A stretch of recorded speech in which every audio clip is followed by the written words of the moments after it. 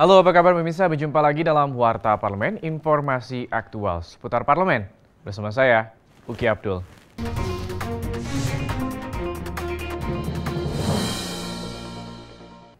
Kita ke informasi yang pertama, DPR RI mendesak pemerintah untuk melakukan komunikasi dan berkoordinasi dengan pemerintah Arab Saudi agar proses amnesti untuk tenaga kerja Indonesia yang diberikan Kerajaan Arab Saudi dapat diperpanjang.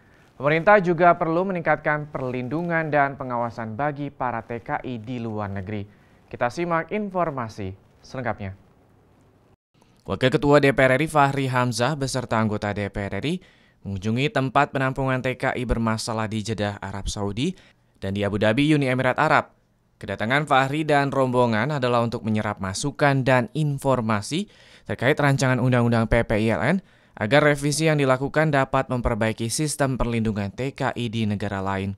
Menurut anggota Komisi 8 DPR RI Zulfadli, pemerintah Indonesia telah tertinggal dengan Arab Saudi yang telah melakukan sistem digitalisasi dalam perekrutan dan penempatan para pekerja asing di Arab Saudi, sehingga memudahkan pengawasan dan melakukan kontrak kerja antara majikan dan pekerja. Kita harapkan kehadiran BNP TKI yang ada di negara-negara, terutama negara-negara yang banyak tenaga kerja Indonesia, mesti harus segera diwujudkan sehingga dikelola secara profesional dan tidak menjadi beban yang menjadi tanggungan daripada kedutaan selama ini. Sementara itu, anggota Komisi 3 DPR RI Akbar Faisal meminta pemerintah Indonesia menambah aparat penegak hukum di luar negeri untuk mengawasi dan membantu TKI yang terlibat kasus hukum, serta peningkatan dan penguatan BNP 2 TKI, termasuk membantu Kementerian Luar Negeri dalam melakukan diplomasi.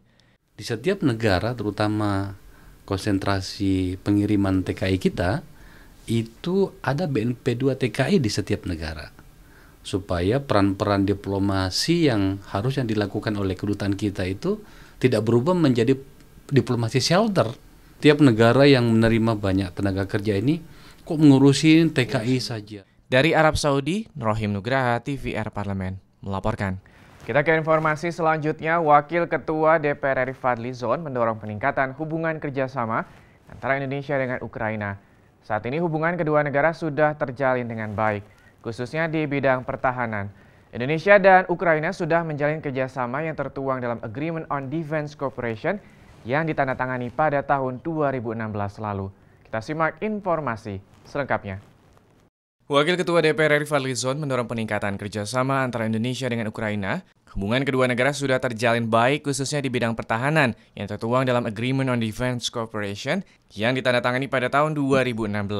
Sehari sebelum menghadiri Global Open Parliament Conference di Kiev, Ukraina, Fadli Zon melakukan pertemuan dengan Deputi Menteri Pertahanan Ukraina Ivan Rusnak di kantor Kementerian Pertahanan Ukraina. Fadli menilai pertemuan ini merupakan bagian yang tidak terpisahkan dari aktivitas diplomasi DPR RI terkait kerjasama teknis pertahanan yang sudah dilakukan Indonesia dengan Ukraina, antara lain perawatan pesawat Sukhoi serta pembelian amfibi BMP 3F Marinir dan 5 unit BTR 4M. Ukraina ini banyak mempunyai kelebihan dalam hal sejumlah perangkat untuk pemeliharaan alutsista kita yang memang mirip gitu ya. Misalnya termasuk yang dibeli dari Rusia seperti Sukhoi dan lain-lain. Dan juga kita kan baru juga membeli amfibi ya.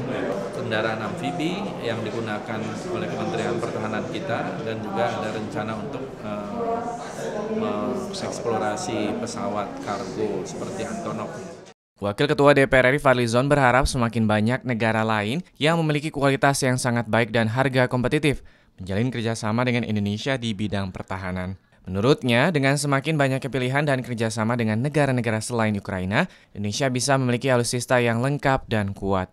Yang didukung juga oleh Wakil Menteri Luar Negeri Ukraina yang menyampaikan bahwa hubungan semakin baik ke depan dan kita sudah menandatangani MOU juga. Dari Kiev, Ukraina, Bayu Setiadi, TVR Parlemen, melaporkan. Warta Parlemen kita tutup dengan informasi dari Komisi 4 DPR RI yang mendesak pemerintah untuk meningkatkan koordinasi antara lembaga dan kementerian terkait kebijakan impor yang dilakukan negara, khususnya terhadap komoditas pertanian, agar petani Indonesia dapat diberdayakan. Di samping itu, pemerintah juga harus mengawasi gejolak harga di pasaran. Kita simak informasi selengkapnya.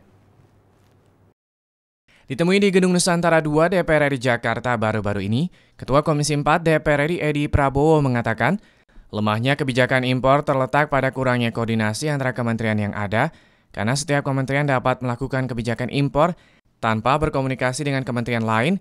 Untuk itu, menurut Edi Prabowo, ke depan pemerintah perlu mengeluarkan kebijakan impor, perlu dilakukan koordinasi bertahap antara kementerian, agar kebijakan yang dikeluarkan tidak merugikan perekonomian nasional. Terkait impor cabai, Edi Prabowo mengatakan kegiatan impor apapun termasuk impor cabai harus melalui persetujuan menteri terkait dan itu pun juga harus melewati proses kajian dan diskusi termasuk dengan DPR RI. Jika memang kebijakan impor cabai ini terus dilakukan, hal ini akan membuat petani lokal cabai semakin tidak berkembang dan mengalami kerugian. Impor itu muncul dari siapa? Padahal dalam aturan undang-undang kita yang namanya impor semua jenis pertanian itu harus ada rekomendasi dari Kementerian Pertanian. Baik itu gula, baik itu cabai kering, cabai apapun, tetap walaupun perindustrian yang butuh karena dia cabai untuk barang industri, beliau harus direkomendasikan. Tapi kan sekarang jalan sendiri-sendiri dengan alasan masing-masing menteri punya alasan. Sementara itu, anggota Komisi 4 DPR RI Rahmat Handoyo menyatakan, kebijakan impor pangan yang dilakukan oleh pemerintah harus memperhatikan semua aspek yang akan dialami masyarakat luas ke depan. Karena jika impor terus dilakukan, akan berdampak kepada turunnya kesejahteraan petani lokal. Rahmat menilai, saat ini belum diperlukan dilakukan impor cabai. Komisi 4 sudah melakukan beberapa upaya untuk menjaga ketersediaan stok menjelang Ramadan dan Hari Raya Idul Fitri yang perlu dilakukan dalam waktu dekat ini. Pemerintah harus meningkatkan pengawasan terhadap mafia yang bermain untuk menimbun bahan pokok yang menyebabkan tingginya harga di pasaran. Komoditas ini, tetapi negara tidak boleh kalah.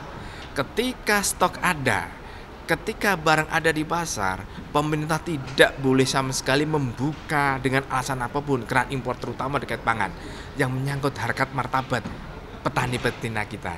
Begitu keran impor dibuka, sedangkan datanya stok ada, itu akan merusak harga pasar kita dan tentu akan merugikan petani kita, menurunkan derajat kesejahteraan petani kita.